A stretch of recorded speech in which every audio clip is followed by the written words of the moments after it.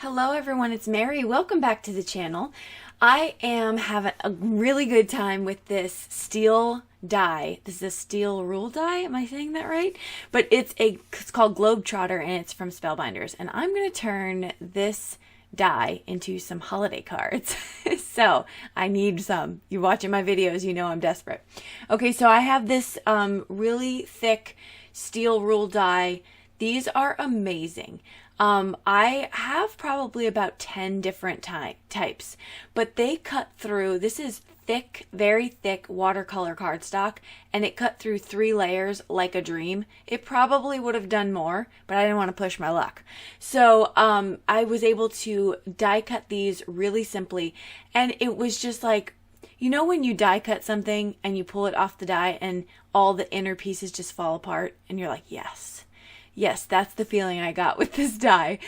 The greatest news about this die is that it's on super sale right now. This is originally a $21 die or $22. It's on sale for $6.60. So Spellbinders right now is having a huge sale of some of their older products. This is an older product. I say go grab up some good stuff if you're in the market for shopping. Maybe get some gifts, maybe get some holiday stuff. I don't know, just go check it out if you're interested. Also, when you log into Spellbinders, or not log in, when you bring up the website, you can get this offer of 15% off your first purchase. So if you haven't done that, that's 15% off additionally to what you are going to buy. So this is a great deal, great sale day. Just wanted to share that. But let's get to the project because I had just a great time. So with this, I'm going to pull out some Winsor & Newton. These are Winsor & Newton watercolors. Let me tell you about these Winsor & Newton watercolors.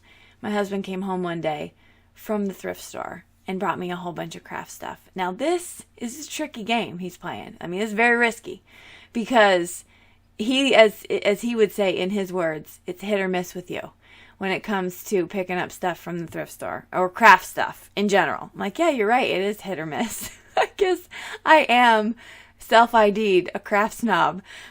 So he brings home this and like 3 other things. Every single one of the products he brought home that day was a hit. I was like, yeah, this is cool. These were brand new unopened Winsor & Newton watercolors. I had to even open up each individual color. They were all individually wrapped. And I was like, I'm going to try these. You know how much he paid for these? $2.99. That's right. I was like, man, people are just dumping stuff at the thrift store and marking it whatever. It's a good thing those thrift store people don't know the quality of these craft supplies. I get to benefit. So anyway, he brought them home and I'm trying them out. How do I feel about them? I'm not a watercolorist, so I can't tell you if they're like fabulous. I can tell you that they colored up this globe real nice. They are very comparable to any other watercolor I've used that's of quality. So Arteza, Gansai Tambi. Gansai Tambis are a little bit more rich, creamier, I would say. I was a little disappointed in some of these colors seemed a little bit too transparent. I had to build up quite a bit. So, you know, I mean, they're just whatever. I wouldn't go out and pay $35 for that tray because I've seen and played with some other quality stuff. So anyway, just wanted to share my good thrift store deal because we go there quite a bit. Okay, so now I'm going to talk a little bit about the coloring. So I did super speed this because I wanted to keep it all in. I thought it was just a lot of fun to kind of see the process through. So I did keep that in for you. Obviously, feel free to skip through and you can kind of see how I'm doing some of the finishing touches on the end of the card if you don't want to watch all the coloring. But I'm using these watercolors for this first globe. And then I'm going to use the Arteza Gouache for the next 3 cards. But I'm going to do it in different ways. Like I'm going to do different techniques for putting the watercolor down. So right here, this is the most traditional of all 4 of the cards. This is the one that actually resembles the earth in some fashion. I tried to be fancy with the blue and put like light colors around the land and then darker in the middle. And after a while, it was just like, as long as this is blue and green, I'm happy. It's funny how your standards lower the more frustrated you get. So I'm just adding the colors. Okay, so I did go in though. I wet the paper first, and then I dropped in some brown. And I did that at first. I'm not going to keep it like that, but at first I did that. And I was like, oh, what am I doing? This is a mistake. But then when I mixed the colors, it actually mixed it into like a nice earthy type of color. So there's still plenty of green showing, but it added some fun and some realism to the color. Also, this is watercoloring, so I don't have to be too serious about it.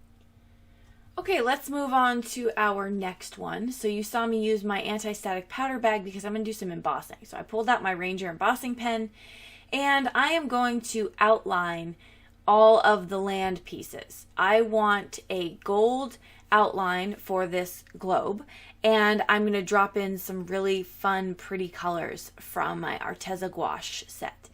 So you can see I'm just kind of outlining it real quick. I did want to use the anti-static powder bag for this because I didn't want a whole lot of gold inside the picture. So on the land or the water, I wanted to keep that separate. But I'm going to go back through and I'm going to use that pen on the globe stand as well. So I go through and I'm just going to heat set that with my heat tool. And there's some pieces on the globe stand that I missed, so I'm going to go back and I'm going to just fill those in just so that I have a little bit of a fuller picture, I guess, you know, a fuller embossed image. I'm going to go through that again, and we're going to come back in a little bit, and I'm actually going to emboss the bottom part of the stand as well. But I thought if I needed someplace to hold on to, I didn't want to do that just yet. So I'm going to heat set that, and I could see it filling in some of those pieces. I'm going to also show you later in the video an alternative to get your stand a different color. Okay. So now what I'm going to do is I'm going to take a little bit of a larger brush. I am going to mix up my colors just to get them, you know, ready and prepped. And then I'm going to take water to the globe first. So I'm going to drop in some clean water and then some of my colors. I'm actually just going to let you watch this process. This was, it was a process. It's the best way to say it, because when I was putting down my first bit of color, I wasn't too excited about it. It wasn't laying how I envisioned in my head. But that's another one of the great things about watercolor is how forgiving it is. And what that means is you can go back and alter your work with watercoloring. Whereas if you're coloring with, say, alcohol markers, there's not much you can do to change drastically. You know, you can alter some things, you can add some color pencils, you can do a few things, but with watercolor, if I wanted to, I could probably whitewash this or water wash this. Just like put a whole bunch of water on it and pick it up with a paper towel and I would clean it. So that's what is meant by it's very forgiving. You could work with it. So you can add more colors. Right now, I'm not liking this. There's not enough purple, there's not enough green, that green turquoisey color. So you just go back in and you go at it again. One thing I will say though is if you're trying to blend colors, you want to make sure that that paintbrush is clean of color. After you put one down, clean it off, go back in and mix the two. That will allow you can see I'm doing it right here. That will allow you to stop dragging that color all the way through to the other one. Some of these colors don't mix that well. I tried to pick colors that would work well together, but when I go from a green to a purple, it can get a little bit tricky. Green to pink, not so much, but green to purple, you have to be very careful with that. So yeah, that was just kind of something I was discovering as I went through here. So I'm going to take out this sky blue color and still Arteza Gouache, and I'm just going to add a little bit around each of the land areas, and then I'm going to pull it out with some water. All this is doing is giving a very faint kind of shadow look to the globe. It's just making it so that it's not super stark white. That's it. That's the only addition. It's the reason I wanted to do it. I didn't want that globe to be just plain white. And also the watercolor cardstock I'm using is not bright white. So if you have a couple different kinds of watercolor, then you know that some are a little bit more on the off-white side. Tim Holtz is very white. this one I think is Canson XL, and so it's not as bright, but it doesn't matter to me if I'm adding color. So I don't really see a big difference. If I'm going to leave it plain though, I can see a difference. What I decided to do with this one when I put this card together is I actually backed it and used like a mat and the backing of that mat in the Canson XL just to keep the watercolor cardstock consistent. Okay, so we're going to move on to the next one. This is me laying down color everywhere. So I'm not delineating between land and water. I'm just throwing down some pretty colors that I like that work together. If you follow us and you are a member of the Collective Creators, this is kind of our brand colors. You know, give or take a shade or hue here or there. But it's just, we just love these colors and they just are bright and beautiful. And so I was inspired by that. And also our logo is the a watercolored logo with the globe. So super inspired just to play with these and kind of tap into that a little bit. So now my last one I'm going to do differently. I'm going to actually do kind of like that ink smushing look. And so this took a little bit of time too because I had to keep putting down more and more ink. It's not like oxides. I didn't get the pigment that I normally get. I think if I were to dip this globe into the group of colors that's on the right of the screen, I would be fine. But I was moving it, and when I'm moving it into the center, I'm going to dilute it a little bit. So there's always that. But I'm going to go back. I am going to heat set in the middle as I'm going along periodically, and that's so that I can get that to dry a little bit and not blend all the colors together. I do want some contrast. I do want the purple to show up and the pink, etc. So I make sure to dry that a little bit here or there. Now I'm going to go in with that embossing pen and just put scribbles all over this globe, and I'm going to put some gold embossing powder. Now I didn't care if it was fully dry or not. If the embossing powder stuck to where it wasn't, quote, supposed to, it doesn't matter because I was just haphazard with it anyway. So I get that done, and then I am going to color up the holder of the globe stand. And I'm putting that color down and I'm like, oh, I don't really like that. It's too dark. I don't know, didn't like it. So again, back to the forgiving part, I'm going to put clean water all over this stand. Then I'm going to take a paper towel and just dab it up. And that lightens that up quite a bit. So I just wanted to show you real quick in a still photo how it gave it back that watercolory look. So here's another option to get your stands to be a different color. So I cut this out of some glitter cardstock. This is glitter cardstock with some adhesive on the back. I have no idea where I got this, but I will tell you I have some cardstock glitter in my stash that are just a bear to cut through. And it's just really irritating. So I keep it because I use it for like framing, things like that. But I decided to grab it out, and let me tell you, this steel rule die cut right through it. There wasn't even a question. It was like the steel rule die was saying, give me a challenge, Mary. So it got it perfect. And so that's another way. Now this one doesn't have adhesive on the back, but I am going to chop it off, and I'm going to just put some liquid adhesive and add that to my stand. And I love this. You can use mirror cardstock to get a metal look. You can use whatever you want, but I really like that I can do that. Plus you can keep that globe for another project. So you can see me and it goes on so nicely because it's all one piece, that stand. Once you snip it off from the globe, it's perfect. Okay, so I get that done, and now I have all my globes are all colored up, ready to go, sitting off kind of drying. I'm going to do my sentiment. I found this sentiment from my stash, and it says joy to the world because, again, I'm making these into holiday cards. And I am going to just use some Versamark ink and some white embossing powder to heat set that. I'm going to make 4, so I spare you all the details of that. But once I heat set them, I am going to then cut them out individually.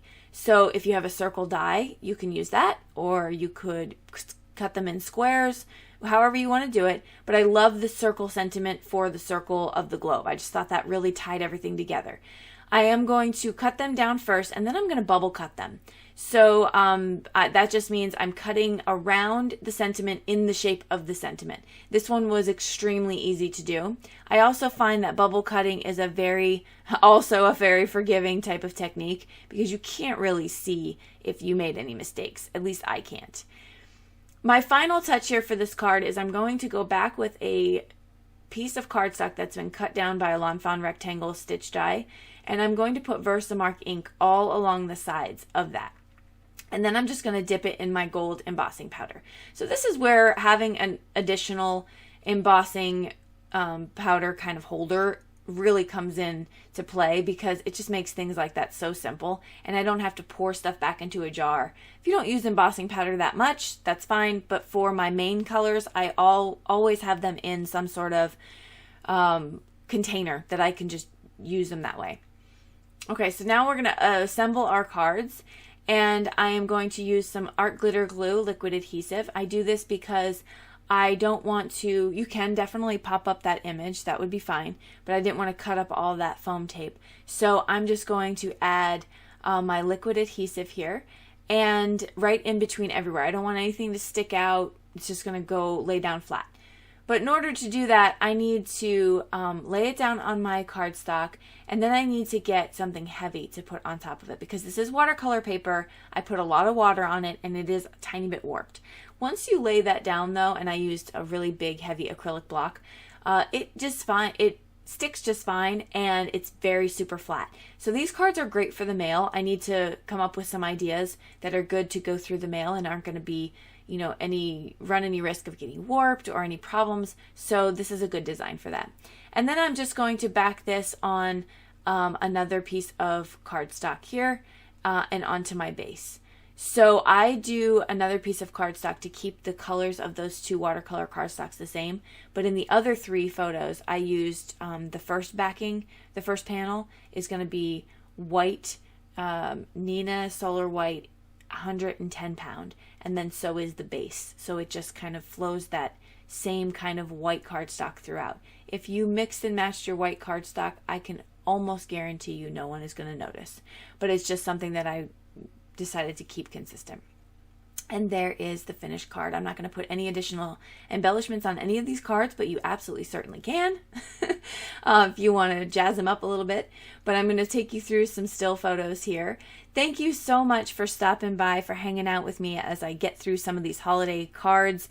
I have so many to go. Last year I set a goal of 250. I didn't meet that goal. So this year I decided not to put pressure on myself and just create as many as I can, have a good time with it, and send out whenever I can because there's just too many pressures of life. So that will do it for me. I would definitely recommend, if you are in the mood to do a little shopping, head over to Spellbinders. These sales right now are ridiculously great. So if you can go check that out, I'll link that stuff below. Other than that, comment below if you have any questions. I'll talk to you down there, and we will see you all in the next video. Bye-bye.